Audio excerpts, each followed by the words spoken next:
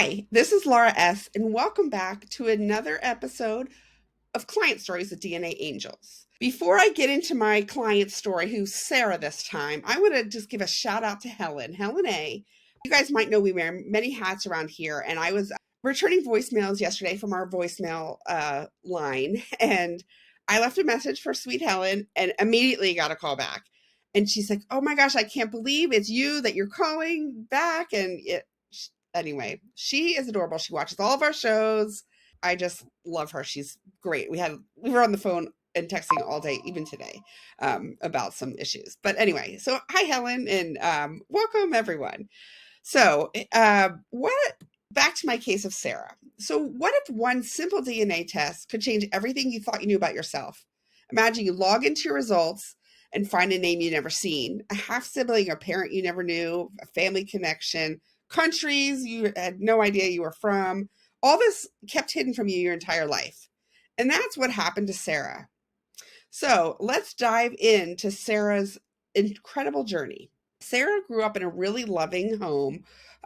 She always, though, felt that there was something niggling, something in the background that she wasn't quite right. It wasn't, she didn't look exactly, possibly.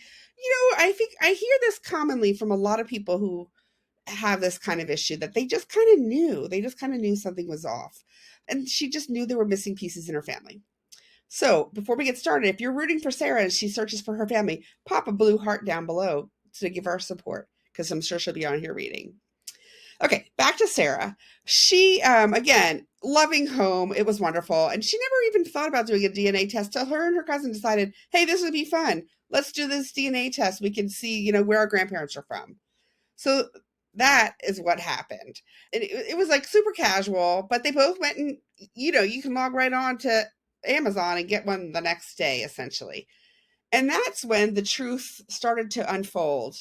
And what she discovered not only reshaped her understanding of herself, but also reconnected her to a family that she never knew existed.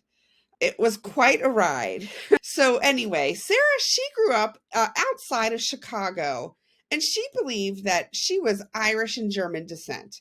That's what her parents always claimed, but they kind of like kept things secret, didn't really show a lot of documents, pictures. Like they didn't really have a lot of history, which is why her and her cousin were like, let's dig into this. Her dad's side of the family had been in the Midwest forever. Her mother's side were the German immigrants, but it was generations ago.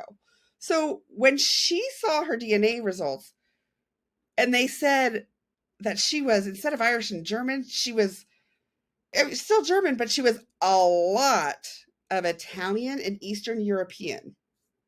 So as you guys know, the ranges vary. If you're looking at your test and it says that you're from Eastern Europe, or even if you're from France, you really could be from Italy because the borders change and things change like that. But she's like, Italian? Not even, no, that doesn't make any sense to me. Never discussed in my family. And then she and her cousin started looking through the DNA matches, the people, and she knew there's something wrong because she was with her cousin, and there was just something really strange about this. Her cousin was from one side. I'm not going to say now. So they did match on that side. They did match. So her cousin didn't have the same issue. But as she drove deeper into the results, she started like messaging her closest DNA matches. You know how you can do that on Ancestry. And honestly, I think for every 20 message I send, only one person answers back. It's a long shot. But she ended up not long after getting a new match for a half sibling named Angela. And then she was like, oh, this has got to be a mistake. I'm an only child. I have no idea what's going on here. So she ended up going and talking to Angela.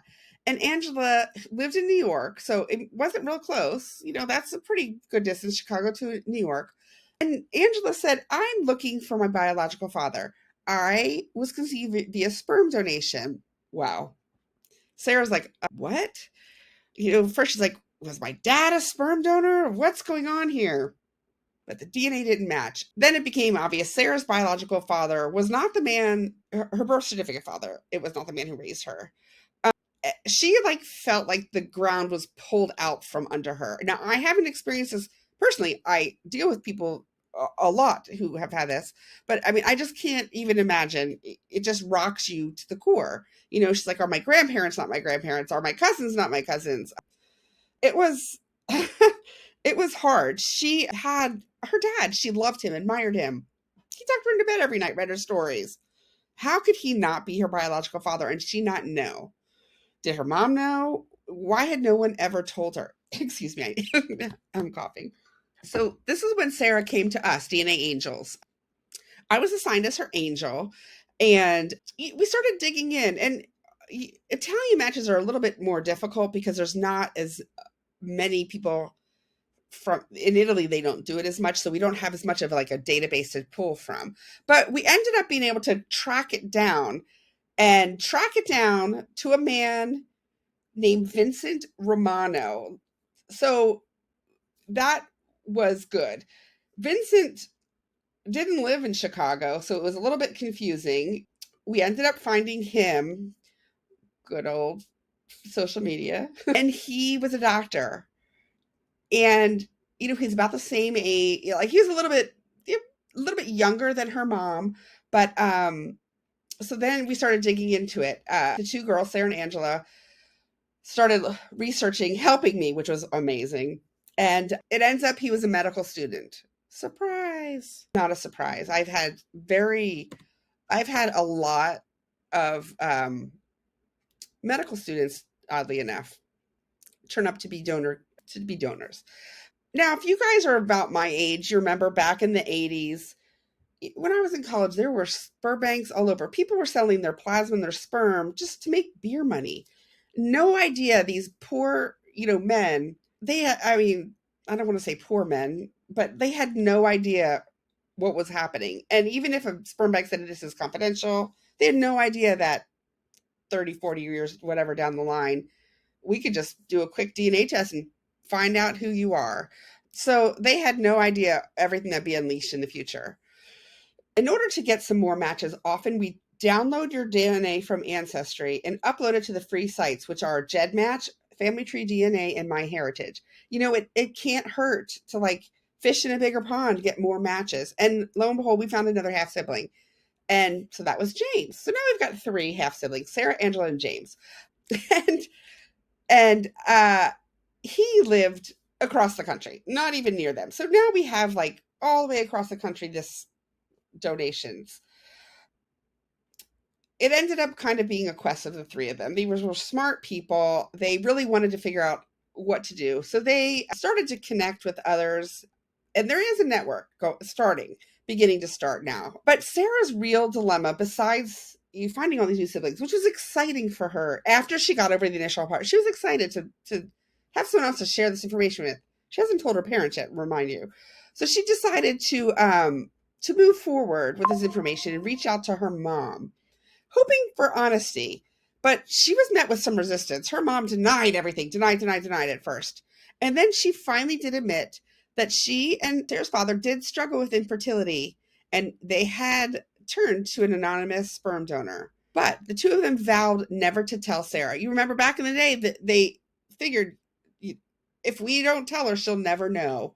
And, she's our child, which she is their child. And she is, but Sarah was devastated by this. It's like she felt like her parents like had played a game almost and really kept this from her. It was like betrayal, sadness, but also there was some relief knowing exactly what happened. And she had these new siblings to lean on for some support.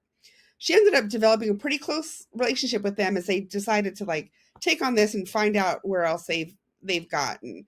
Unfortunately, their biological father is no longer around. He passed quite a few years ago, but they were able to contact his family, and they were not the first ones to contact his family. So, I'm not going to get so into this here, but there are so many issues with donations, sperm donations, the process, how it existed then and even now. They don't monitor how many times someone donates is not really monitored. And the regulations are just now starting to be put in place because of donor conceived children and families who are like, this is not right. I mean, can you imagine if you live in a small town, you find out you're dating someone who ends up being your sibling, and that really, really can happen. But if you want to dig more into this, go ahead and follow Laura High. She's brilliant and funny, and she's donor conceived, and you'll laugh, but you will learn so much. She's great. So that's my plug for Laura High. You'll love her. But, Sarah's journey has been a real journey of resilience and self discovery. She still grapples with the emotions of uncovering this long held family secret.